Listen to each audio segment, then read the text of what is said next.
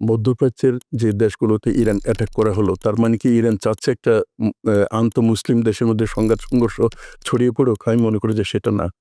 কিন্তু এই যে মধ্যপ্রাচ্যের যে উপসাগরের যে ৬ টা দেশ আছে, এই ৬ টা দেশের মধ্যে আমেরিকান ঘাঁটিগুলো করা হয়েছে হচ্ছে অ্যাটাক করার জন্য ইরানকে।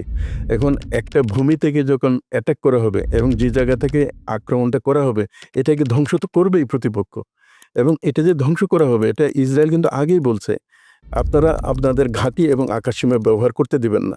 যখন এই ঘাঁটি এবং আকাশসীমা ব্যবহার করতে দিয়েছে, তখন কাউন্টার অ্যাটাক হয়েছে। তো ফলে এই যে ৬ টা দেশের যে আঘাতটা, সেই আঘাতটা কিন্তু ওই রাষ্ট্রগুলোর সাথে যুদ্ধে লিপ্ত হওয়াটা ইরানের উদ্দেশ্য না।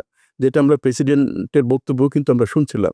যেহেতু ওই রাষ্ট্রগুলোর ভূখণ্ড, ওই রাষ্ট্রগুলোর ঘাঁটি ব্যবহার করে ইরানের উপর আঘাত করা হয়েছে, এই প্রত্যাঘাতের অধিকারটা ইরানের আছে। সেটা তো এই যুদ্ধ শুরু হওয়ার আগেই তারা বলেছে।